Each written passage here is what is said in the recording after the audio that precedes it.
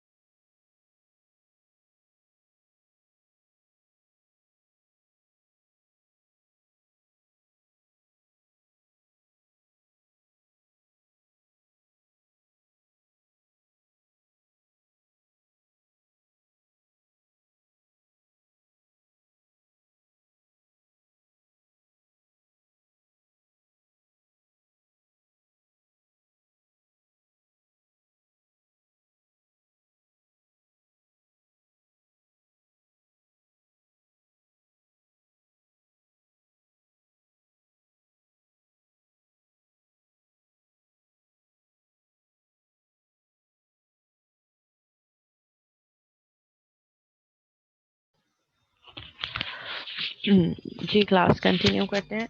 Voice clear है? Voice का कोई इशू तो नहीं है बेटा? क्लियर आ रही है आवाज? यस मैम क्लियर है। Yes miss. ओके चलो कंटिन्यू करते हैं हम वहीं से।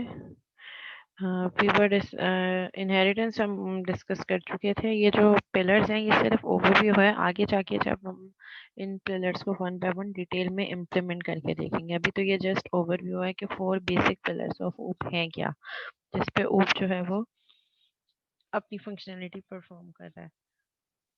Second one is polymorphism. Polymorphism means many forms. ठीक है, जैसे हमने आज तक मेथड्स देखे, हमने देखा कि एक नाम का एक मेथड हो सकता है। पॉलीमॉर्फिज्म हमें ऑब्जेक्ट ओरिएंटेड प्रोग्रामिंग में क्या डिटरमाइन करिए, we can have same method, we can have multiple methods of same name but with different parameter list in method overloading, and we can have same method of same parameter list in method overriding। ठीक है, तो polymorphism के दो concept है हमारे पास, एक overloading and एक overriding. Overloading क्या कहता है कि एक ही क्लास के अंदर एक नाम के मल्टीपल मेथड्स हम क्रिएट कर सकते हैं, बट उनके जो आर्ग्यूमेंट लिस्ट है, जो आगे जो हम नंबर ऑफ इनपुट दे रहे होते हैं, वो डिफरेंट हो सकते हैं। सो दैट जब हम रन टाइम पे कॉल करेंगे जितने नंबर ऑफ आर्ग्यूमेंट के साथ, तभी हमारा कंपाइलर आइडेंटिफाई कर लेगा कंपाइल टाइम पे कि कौन सा वाला मेथड कॉल होना है according to the parameter pass to it. ये ओवरलोडिंग है। ओवरराइडिंग क्या कह रही है, different classes inherited classes में method having same name and same parameter list। और रन टाइम पे जब हम ऑब्जेक्ट बनाएंगे जिस क्लास का ऑब्जेक्ट बना के हम जिस मेथड को कॉल करेंगे, उसी टाइम पे रन टाइम कंपाइलर डिसाइड करेगा, डायनेमिक बाइंडिंग होगी कि कौन सा मेथड कॉल होगा। ठीक है, तो ये इन्होंने एग्जाम्पल किस तरीके से दी है, polymorphism is the ability of to different objects to respond to the same request message in their own unique way।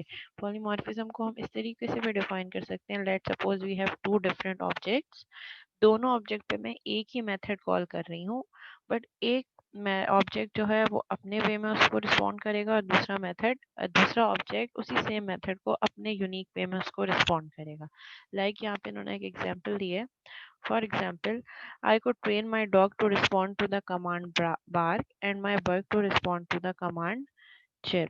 ठीक है, जब हम मतलब ट्रेन कर रहे हैं डॉग को, उसको कह रहे हैं कि जब कोई बार करने को कहे आपसे तो फिर वो बार करे। एंड देन बर्ड को हम किस तरीके से कह रहे हैं कि बर्ड कब रिस्पॉन्ड करे, कब जवाब दे या कब बोले, टू द कमांड चिर्प। ठीक है, जब उसको चिर्प की कमांड मिले। On the other hand, I could train them to both respond to the command speak. दूसरे एंड पे हम उसको ये भी ट्रेन कर सकते हैं अपने इन पेट्स को कि हमने जो है जब आपको स्पीक की कमांड मिले then you will speak. Through polymorphism, I know that the dog will respond with a bark and the bird will respond with a chirp, although command was speak. ठीक है, हम कमांड क्या दे रहे हैं, speak. इसी तरह अगर हम ये भी एग्जांपल दे सकते हैं कि हम अगर एक कॉन्फ्रेंस है, एक और इसकी और अगर पर्सन में हम इसकी जो है वो एग्जांपल देखें कि हमारे पास एक कॉन्फ्रेंस चल रही है जिसमें डिफरेंट कंट्रीज के जो है वो एम्बेसडर्स जो है वो उसका पार्ट है। ठीक है, उसमें आप जो है वो पाकिस्तानीज भी हैं, चाइनीज भी हैं, अमेरिकन भी हैं, मल्टीपल कंट्रीज के जो है वो रिप्रेजेंटेटिव मौजूद हैं।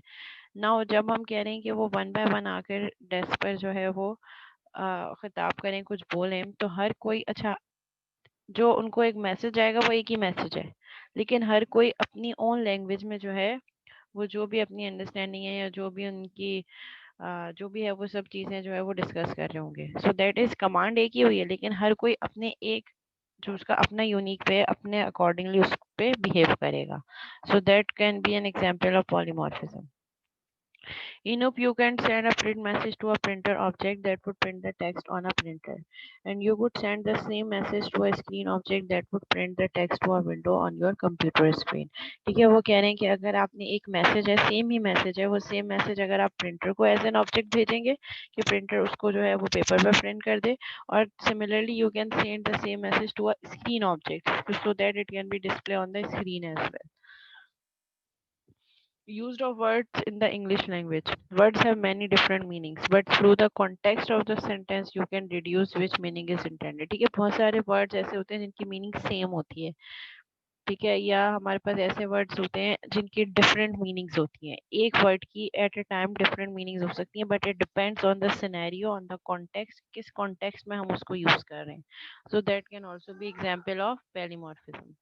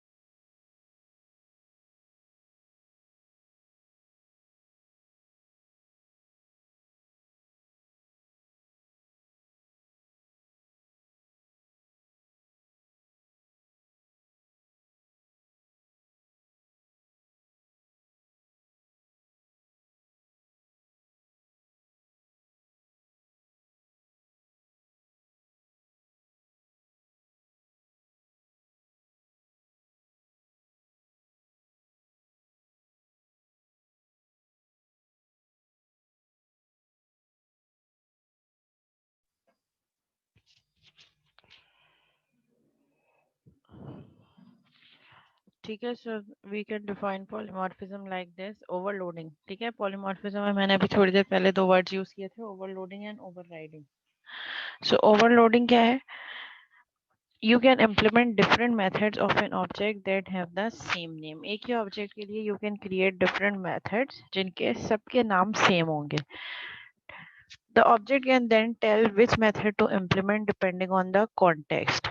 ठीक है, वो ऑब्जेक्ट बताएगा कि उसने कौन सा मेथड इम्प्लीमेंट करना है, क्योंकि नाम तो सबके सेम है। बट किस तरीके से आप आइडेंटिफाई कर सकते हैं? Through the number of argument pass to it.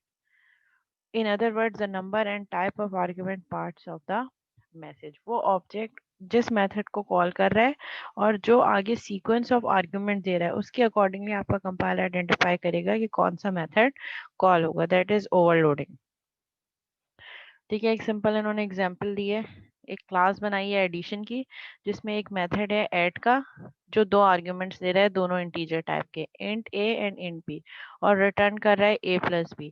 Similarly same class के अंदर एक और मेथड है विद सेम नेम ऐड, जो कि 3 आर्ग्यूमेंट्स दे रहा है, तीनों इंटीजर टाइप के, return a plus b plus c। इस सिनेरियो में जब आप कोई भी ऑब्जेक्ट बनाएंगे एडिशन की क्लास का, जब आप ऐड का मेथड कॉल करेंगे जो 2 इंटीजर वैल्यू पास करेगा तो ये मेथड कॉल होगा, और जब आप ऐड का मेथड करेंगे कॉल करेंगे जो 3 इनपुट इंटीजर ले रहा है तो ये वाला मेथड कॉल होगा, दैट इज ओवरलोडिंग। एक ही क्लास के अंदर 2 सेम नाम के मेथड हैं, बस नंबर ऑफ आर्ग्यूमेंट्स डिफरेंट है। यहाँ पे 2 इनपुट इंटीजर जा रहे हैं, यहाँ पे 3 इंटीजर इनपुट जा रहे हैं। ठीक है, जब हम पॉलीमॉर्फिज्म डिस्कस करेंगे तो वहाँ पे हम देखेंगे कि नंबर एंड टाइप पे भी हम डिफर कर सकते हैं। अगर हम इसको 2 करना चाह रहे हैं तो फिर यहाँ पे हमें इसकी टाइप डिफरेंट करनी पड़ेगी, क्योंकि 2 इंटीजर ऑलरेडी ऊपर वाले मेथड में स्पेसिफाई हो चुके हैं। तो अगर मैं चाह रही हूँ कि मैं इसका यहाँ पे, so it will throw an error. अगर मैं इसको इन डी भी कर दूँ, it will also throw an error, क्योंकि ये दोनों ऐड के मेथड 2 इंटीजर इनपुट ले रहे हैं, विच इज नॉट पॉसिबल। एक पॉसिबल वे ये है कि मैं इस वाले मेथड में या दोनों में से किसी एक मेथड का नंबर ऑफ आर्ग्यूमेंट बढ़ा दूं, एक और इंटीजर कर दूं, या सिंपल एक इंटीजर कर दूं। दूसरी पॉसिबिलिटी ये है कि मैं टाइप चेंज कर दूं। ऊपर वाले 2 इंटीजर हैं, मैं इसको इंट और फ्लोट कर दूं, तो नाउ इट्स एक्सेप्टेबल। एक और मेथड भी सेम नाम का मैं बना सकती हूँ, उसको मैं फ्लोट और इंट कर दूं, तो उसमें हमारे पास सीक्वेंस चेंज हो जाएगी, सो वो भी एक्सेप्टेबल है। इंट ए, इसको मैं अगर कर दूं float F and int A, it is also acceptable. ठीक है, ये भी हमारे पास मेथड ओवरलोडिंग हो रही है। 3 मेथड हमने ओवरलोडेड मेथड बना दिए हैं ऐड के नाम के। फर्स्ट वाला जो है वो 2 इंटीजर पास कर रहा है, सेकंड वाला एक इंटीजर और एक फ्लोट, थर्ड वाला एक फ्लोट और एक इंट। सीक्वेंस आगे पीछे हो गई इसलिए एक्सेप्टेबल है। अब देखें, 2 सीक्वेंस में इंट फ्लोट फ्लोट इंट, अब 2 सीक्वेंस में इसके अलावा कोई पॉसिबिलिटी नहीं है। अब अगर मैं ऐड का एक और मेथड बना रही हूँ जो 2 इनपुट ले रहा है, तो अब उसके लिए मुझे या तो उन दोनों को फ्लोट रखना होगा या कोई और डाटा टाइप चूज करनी पड़ेगी जो ऑलरेडी यहाँ डिफाइन नहीं हुई।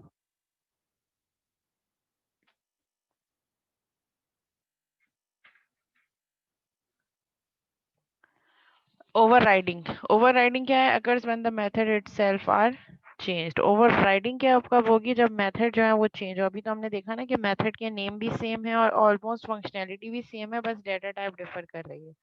When you don't need a president but a prime minister. देखिए, इसके भी एग्जांपल हम देखेंगे।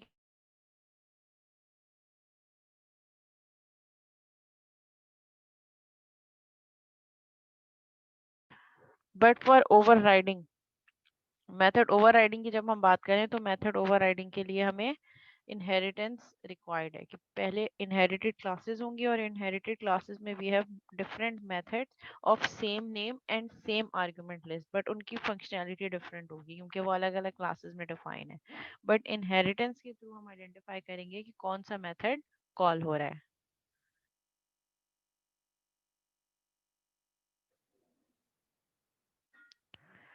ठीक है, third pillar of op is abstraction. Abstraction हमें क्या कह रही है?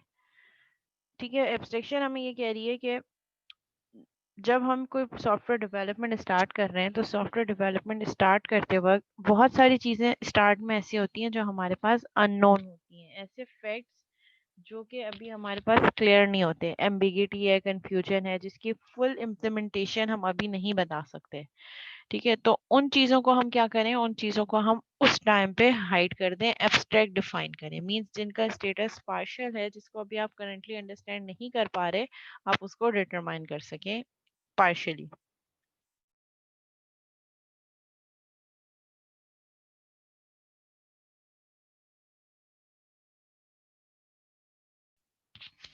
ठीक है, यहाँ पे उन्होंने क्या एग्जाम्पल दिए? Consider your home and imagine you were going to swap your home for a week with a new friend. ठीक है, आपको एक फ्रेंड है, न्यू फ्रेंड है, जिसके साथ आप अपने घर को एज्यूम करें, और आप ये एज्यूम करें कि आप अपने घर को कुछ दिन के लिए स्विच कर रहे हैं। ठीक है, स्वैप कर रहे हैं, आपका फ्रेंड आपकी जगह पे आ जाए और आप अपने फ्रेंड के घर पे चले जाएं। Write down 3 essential things you would tell them about your home. ठीक है, कोई कुछ ऐसी चीजें सोचें जो आपको लगता है कि उनको बताना जरूरी है।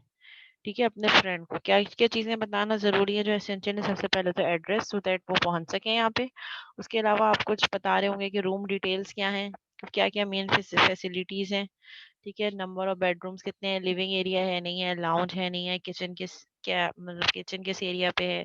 उसके अलावा water and electricity supply condition, कुछ चीजें ऐसी हैं जो आपको बतानी एसेंशियल है। ठीक है, लेकिन इन डेप्थ पर्टिकुलर आप बहुत ज्यादा डिटेल में नहीं जाएंगे। ठीक है, जो मेन मेन चीजें बताना जरूरी है, एड्रेस ताकि वो पहुंच सकें, क्या क्या फैसिलिटीज हैं, कितने रूम्स हैं, कौन अगर आपके पास कोई पोर्शन है या कोई फ्लैट है तो किस फ्लोर पे है। ठीक है, ये कुछ मीनिंगफुल इन्फॉर्मेशन आप उनको बताएंगे। आप ये नहीं बताएंगे कि आपके पास जो है जो कोई बेडरूम नंबर 1 में जो है वो साइड वॉल किस कलर की है। ठीक है, ये सारी चीजें जो है, जो मीनिंग लेस चीजें हैं, जो इनकी कोई इंपॉर्टेंस नहीं है, वो आप उस टाइम पे हाइड कर देंगे। वो जब वो वहां आएंगे, विजिट करेंगे, रहेंगे, तो उनको ऑटोमेटिकली खुद ब खुद पता चलती जाएंगी। You presumably would tell them the address. सबसे पहले इंपॉर्टेंट चीज जो आप बताएंगे एक्सप्लिसिटली एड्रेस होगा। Give them a basic list of rooms and facilities, e.g. number of bedrooms, and tell them how to get in, which key would operate the front door, and how to switch off the alarm if you have one. ठीक है, you would not tell him them in irrelevant details। ठीक है, irrelevant details आप नहीं बता रहे होंगे, such as the color of the walls, seats, etc., as this would overload them with useless information, जो कि उनके लिए अभी useless नहीं। उनके लिए main important ये है कि how he can reach to that address और enter कैसे हो सकते हैं। Abstraction allow us to consider the important high level details of your home address without becoming bogged down in detail। ठीक है, एब्स्ट्रैक्शन हमें ये कह रही है कि हम ऑब्जेक्ट ओरिएंटेड प्रोग्रामिंग में भी एब्स्ट्रैक्शन हमें ये कह रही है कि जब हम कोई नई सॉफ्टवेयर डेवलपमेंट स्टार्ट कर रहे हैं, तो सॉफ्टवेयर डेवलपमेंट स्टार्ट करते वक्त बहुत सारी चीज़ें ऐसी होती हैं या बहुत सारे मेथड्स ऐसे होते हैं जो हमें पता है कि आगे जाके यूज़ होंगे, लेकिन उनकी इम्प्लीमेंटेशन अभी बताना मीनिंगलेस है। लेट्स से अगर मैं एम्प्लॉय का पेरोल जनरेट कर रही हूँ, तो एम्प्लॉय का पेरोल जनरेट करते वक्त बिल्कुल बेसिक लेवल पे हूँ, अभी मैंने स्टार्ट नहीं किया, बस मैं ये सोची हूँ कि मैं इस तरीके की कोई एप्लीकेशन बनाने जा रही हूँ। ठीक है, तो जब हम पेरोल बनाने जा रहे होंगे एम्प्लॉय का, तो मुझे पता है कि सैलरी कैलकुलेशन का एक मेथड होगा डेफिनेटली। लेकिन we can have different categories of employ. We can have weekly hourly employ जो आवरली बेस पे काम कर रहे होंगे, उनकी सैलरी कैलकुलेशन कुछ अलग होगी। वी कैन हैव और क्या हो सकता है हमारे पास, कमीशन बेस्ड एम्प्लॉय जिनको कुछ टारगेट दिए जाएंगे और फिर वो अगर अचीव कर लेते हैं तो उस पर उनको कमीशन मिलेगा, तो उनकी सैलरी कैलकुलेशन डिफरेंट होगी। कैसे होगी ये मैं अभी नहीं बता सकती कि एग्जैक्ट फॉर्मूला क्या होगा, लेकिन सैलरी का एक मेथड होगा। तो मैं क्या करूंगी, सैलरी के मेथड को एब्स्ट्रैक्ट कर दूंगी। मीन्स डिफाइन कर दूंगी कि सैलरी का एक मेथड बनेगा, but without any implementation.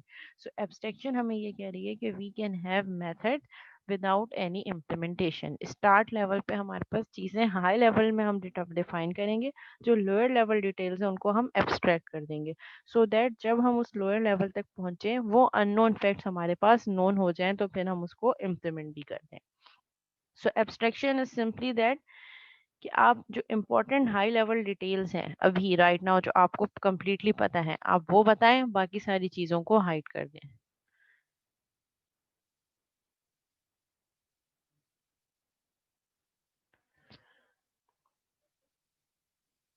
Displaying relevant properties and methods. ठीक है, वही चीज़ें बताएं जो अभी के लिए रेलिवेंट है, चाहे वो प्रॉपर्टीज हैं, वो मेथड्स हैं, वट एवर भी। रिड्यूसेस द कॉम्प्लेक्सिटी, इससे आपकी कॉम्प्लेक्सिटी जो है वो कम हो जाएगी। ठीक है, अगर सारी चीज़ों को आप अभी इम्प्लीमेंट कर देंगे, विच इज़ नॉट पॉसिबल, आपको पता है कि ये चीज़ें आगे जाके यूज होंगी, लेकिन अभी आपको उसकी इम्प्लीमेंटेशन डिटेल नहीं पता, तो आप उसको हाइड कर दें। For example phone.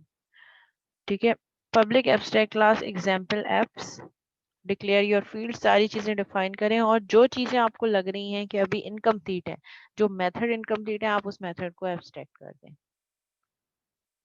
ठीक है, जैसे मैंने आपको सैलरी वाली example the. Last field is encapsulation. Encapsulation हमें क्या कह रहा है, इनकैप्सुलेशन वर्ड निकला है कैप्सूल से। कैप्सूल क्या होती है, हमारे पास आउटर लेयर जो हमारे इनर कंटेंट को हाइड कर रही है। ठीक है, तो इनकैप्सुलेशन, इनकैप्सुलेट कर देना, हाइडिंग ऑफ डेटा, डेटा को इस तरीके से हाइड कर देना कि अगर आपने उसको एक्सेस करना है, so you can not access the data directly, but you can contact with the outer layer. वो जो हमारे पास कैप्सूल की आउटर लेयर होती है, वो उसके अंदर जो कंटेंट है वो हमारे पास विजिबल नहीं होता। Keeping objects with their methods in one place protect the integrity of data, so that आपकी डाटा की इंटीग्रिटी मेंटेन रहे। Prevents it from being needlessly altered, आप उसको रोक लें, सो दैट हाइड कर दें कि उसको आप unnecessary कोई उसको alteration ना कर सके। A normal class in C# follows the encapsulation principle by default। ठीक है, वो कह रहे हैं कि बाय डिफॉल्ट जब हम कोई डाटा क्लास के अंदर यूज करते हैं एट्रीब्यूट्स और मेथड्स की फॉर्म में, जब हम कोई क्लास बनाते हैं तो सिंपली बाय डिफॉल्ट वो भी एक एनकैप्सुलेशन है। सो दैट कि अगर मैंने उस एट्रीब्यूट या किसी मेथड को जो क्लास के अंदर डिफाइन है उसको एक्सेस करना है, सो एक्सेस मैं डायरेक्ट नहीं कर सकती। I have to create object of that class first.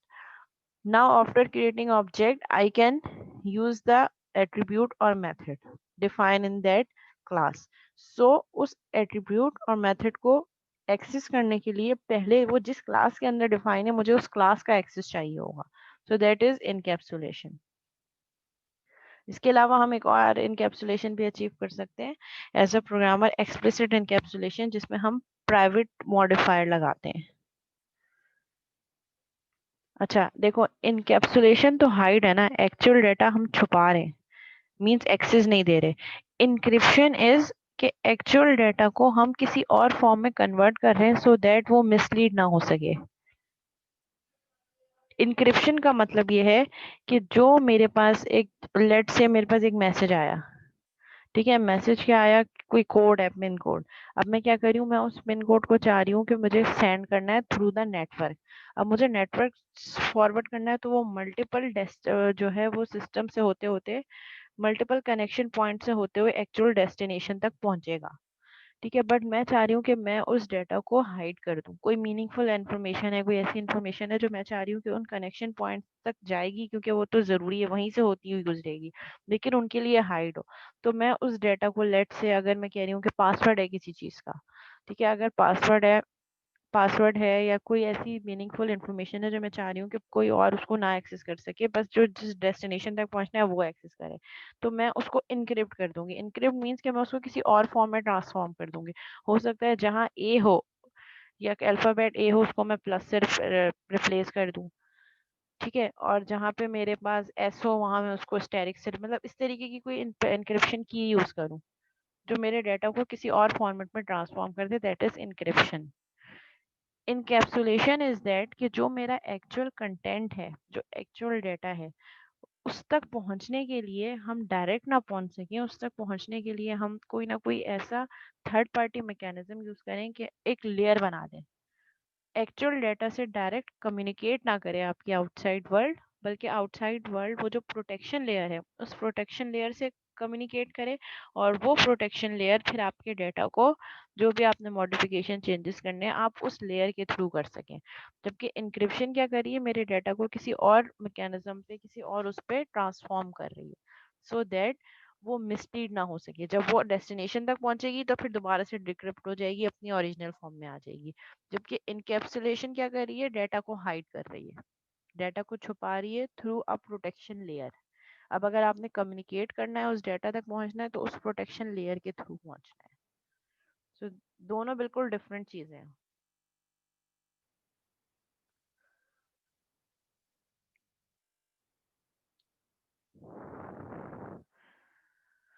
ठीक है, ये एब्स्ट्रैक्शन हो गई, ये हमारे पास क्या हो गई, इनकैप्सुलेशन। ठीक है, इनकैप्सुलेशन क्या हो गई, लेट से एम्प्लॉय डिटेल्स की मैंने एक क्लास बनाई, क्लास के अंदर मैंने ये एट्रीब्यूट्स रखे और मैंने कुछ मेथड्स रखे। ठीक है, एट्रीब्यूट्स क्या है, एम्प्लॉय नेम, एम्प्लॉय डिपार्टमेंट, वो किस डिपार्टमेंट का एम्प्लॉय है, एम्प्लॉय की सैलरी कितनी है, आवर्स पर डे, और उसने पर डे कितने आवर्स काम करना है, और इन सब फील्ड्स को मैंने प्राइवेट रख दिया। एंड मैंने कुछ मेथड डिफाइन किए, public void work, public void train. अब अगर मैंने ये इन फील्ड्स को एक्सेस करना है, तो सबसे पहले जो चीज बनेगी वो क्या बनेगी, इस क्लास का ऑब्जेक्ट। मैं डायरेक्ट एम्प्लॉय नेम और सैलरी और वर्क के मेथड को कॉल नहीं कर सकती। ठीक है, इसको एक्सेस करने के लिए पहले मुझे एम्प्लॉय डिटेल की क्लास का ऑब्जेक्ट बनाना पड़ेगा, means I have to communicate this attributes and methods through the object of this class. So पहले employer details का एक object बनेगा and after creating object मैं next step क्या करूंगी, object create करने के बाद I can use it. एक चीज तो ये हो गई कि बाय डिफॉल्ट जैसे पहले लिखा था कि क्लास के अंदर जब हम चीजों को ऐड करते हैं तो वो एक डिफॉल्ट इनकैप्सुलेशन होती है. सेकंड इनकैप्सुलेशन यहाँ पे ये यूज हुई है कि हमने इन एट्रीब्यूट्स को प्राइवेट रखा है. प्राइवेट का मतलब क्या है, it can only be accessible with in a class. तो मैं एम्प्लॉय नेम को इस क्लास के अंदर ही एक्सेस कर सकती हूँ. अगर आउटसाइड द क्लास मैंने इसको एक्सेस करना है, डायरेक्ट मैं कभी नहीं कर सकती एम्प्लॉय नेम को, इनडायरेक्टली कर सकती हूँ कि मैं इस क्लास के अंदर कुछ मेथड बनाऊं जिसके अंदर मैं इन फील्ड्स को यूज कर रही हूँ. So that is indirectly usages of these attributes which are defined private. Private का मतलब है बहुत इसकी जो फंक्शनैलिटी है बहुत लिमिटेड है, with in a class he accessibility है. फिर इसको एक्सेस करने के लिए हम प्रॉपर्टीज का कॉन्सेप्ट यूज करते हैं जो होपफुली इंशाल्लाह हम हमारी नेक्स्ट क्लास में हम प्रॉपर्टीज डिस्कस कर लेंगे कि क्या प्राइवेट मॉडिफायर्स किस तरीके से काम करते हैं.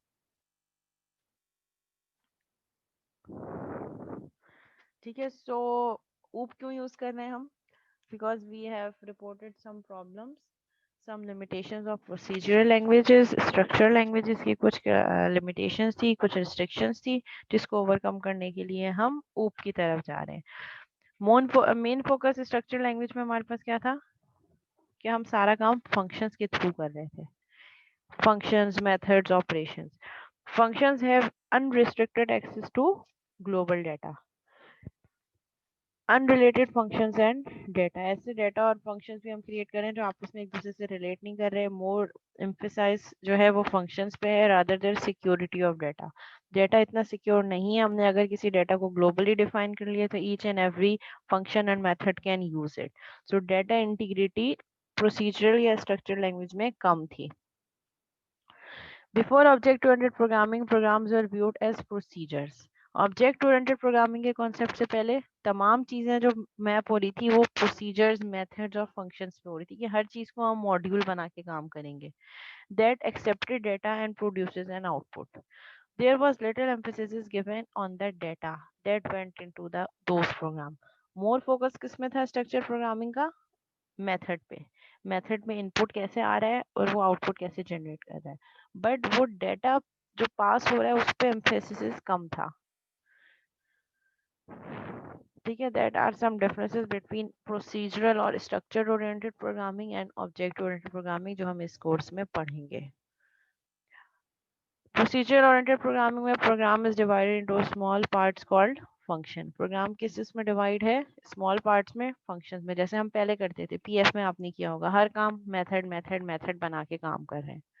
ऑब्जेक्ट ओरिएंटेड प्रोग्रामिंग में program is divided into parts called objects. आप अपने प्रोग्राम को ऑब्जेक्ट्स में डिवाइन करेंगे और हर ऑब्जेक्ट के लिए क्लासेस बनाएंगे.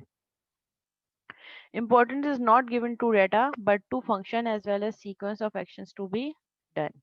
यहाँ पे मोस्ट आप इम्पोर्टेंट किसको दे रहे थे, फंक्शंस और मेथड को रादर देन डेटा. यहाँ पे प्रोसीजर्स और फंक्शन से ज्यादा आप फोकस किस पे कर रहे होंगे, डेटा पे, कि हमारा डेटा क्या है. Data can move freely from function to function in the system. पूरे सिस्टम में एक मेथड से दूसरे मेथड में आप इजीली डेटा को मूव करवा सकते हैं.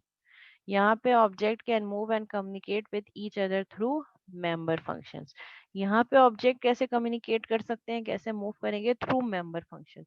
Means with in a class जो मेथड्स होंगे उन्हीं के अक्रॉस आप ऑब्जेक्ट्स को मूव करवा सकते हैं. To add new data and function is not so easy. अगर आपने नया मेथड ऐड करना है या नया डेटा ऐड करना है, it is not an easy task in structured programming, whereas in object oriented programming आप easily नया डेटा और नए functions को ऐड कर सकते हैं, कोई limitation नहीं है. Most function uses global data for sharing that can be accessed freely from function to function in the system. Global अगर आपने कोई data define किया है तो वो easily access हो सकता है function to function. In OOP, data cannot move easily from function to function. It can be kept public or private, so we can control the access of data.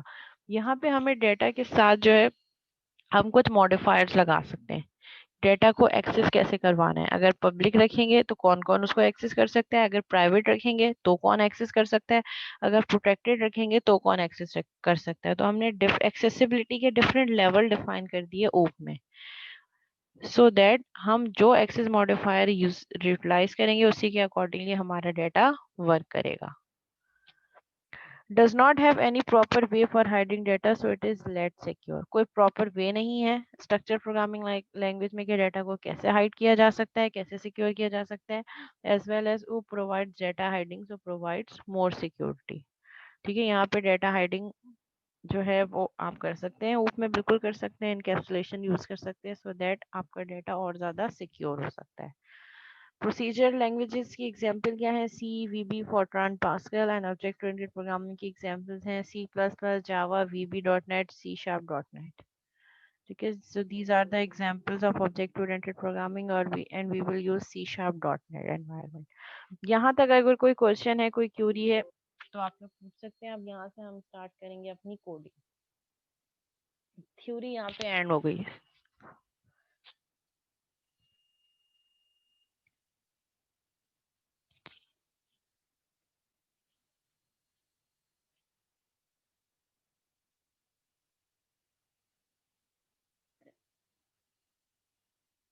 Ji Ghazi, unmute कर दिया मैंने आपको।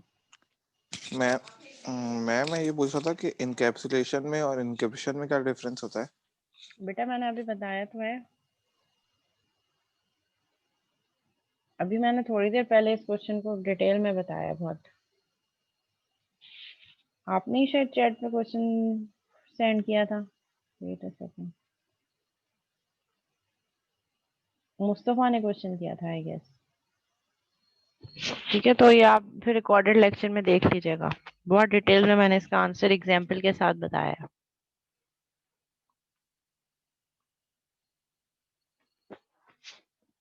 जी फरजान। अस्सलाम वालेकुम। वालेकुम अस्सलाम। Miss अभी आप जैसे ये बता रही हैं फंक्शंस और ऑब्जेक्ट ओरिएंटेड प्रोग्रामिंग में ऑब्जेक्ट्स होती हैं मिस, तो जो मेथड्स वगैरह हमने लास्ट पीएफ में पढ़ा था, मेथड्स बनाते थे हम लोग, जैसे कि डिफरेंट है ना, इन स्मॉल स्मॉल मेथड्स बनाए थे, जैसे कि ये इनवॉइस का मेथड है, ये जो है ना वो इनपुट का मेथड है, इस तरह करके हम इसको अलग अलग कर देते थे। तो मिस मेथड्स में और ऑब्जेक्ट में क्या डिफरेंस है मिस? क्या दोनों सेम काम कर रहे हैं? हम थोड़ा नहीं, सा कंफ्यूज हैं। दोनों डिफरेंट है।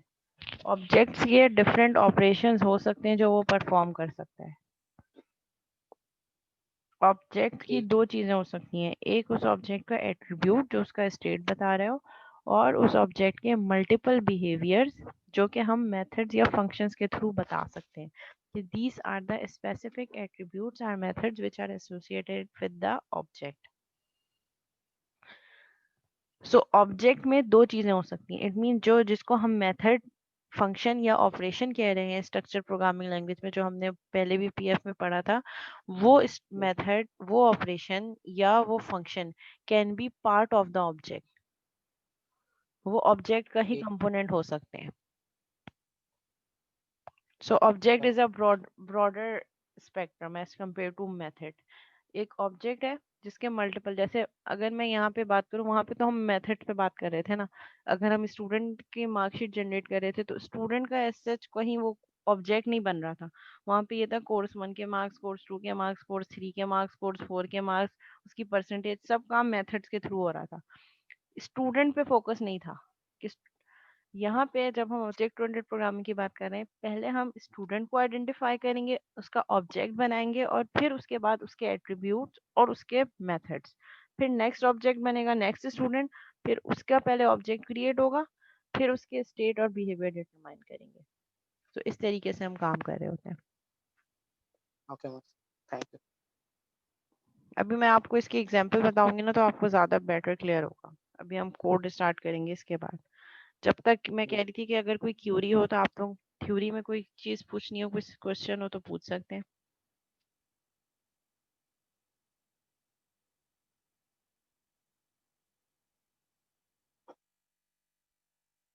जी क्लास, किसी और स्टूडेंट को की कोई क्यूरी है, कोई सवाल हो, कोई कॉन्सेप्ट क्लियर नहीं हुआ?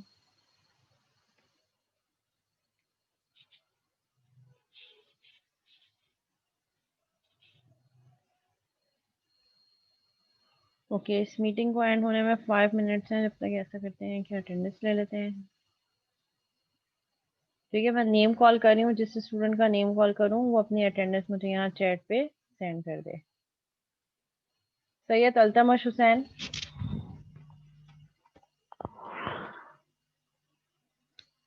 सैयद अल्तमश हुसैन, अब्दुल बासित जफर खान। ओके, अब्दुल बासित प्रेजेंट है।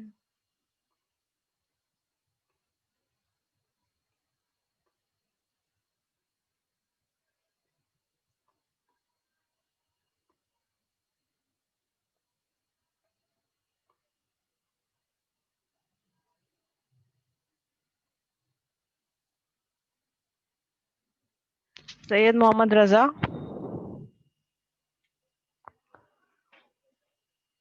सैयद मोहम्मद रजा, अहमद इकबाल, अहमद इकबाल,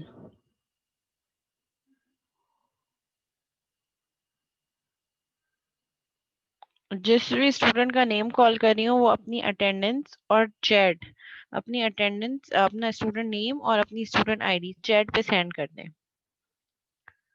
सैयद मोहम्मद रजा, अहमद इकबाल, सैफुल्लाह। ओके, सैफुल्लाह प्रेजेंट है। मोहम्मद शफात खान,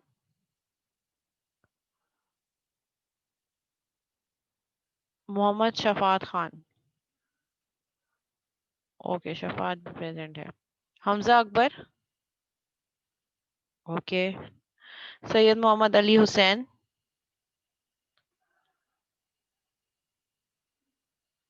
सैयद मोहम्मद अली हुसैन, अब्दुल राफी सिद्दीकी,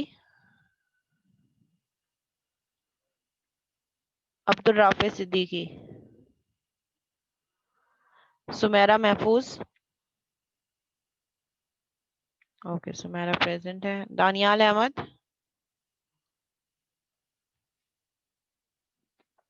दानियाल अहमद, सैयद मोहम्मद असद। ओके, असद भी प्रेजेंट है, दानियाल भी प्रेजेंट है। असद कुरैशी, सैयद मोहम्मद असद अब्बास। ओके, 11550। सो 11466 ये कौन है? Mohammad Zain Qureshi. Okay, Mohammad Asad and Zain both present. Ghayoor Ahmed. Okay, Ghayoor भी प्रेजेंट है। Hamza Asif. Okay,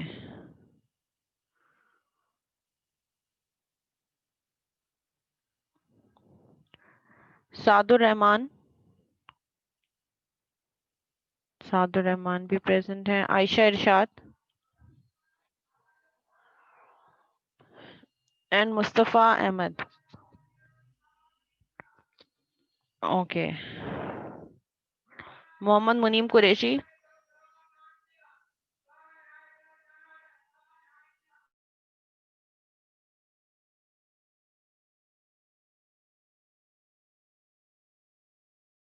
Mohammad Muneem Qureshi,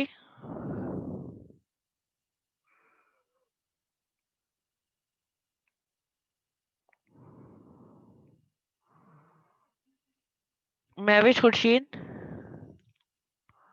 okay, present है महविश। सैयद मोहम्मद गाजी।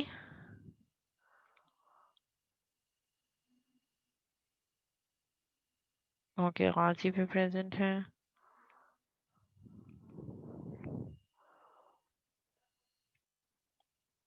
12143 ये कौन है? स्टूडेंट मोहम्मद रमीज।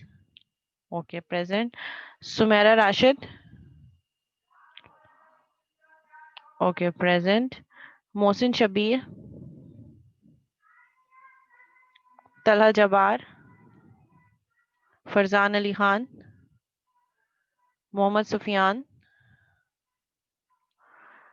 शारिक अहमद, शारिक अहमद खान 58549।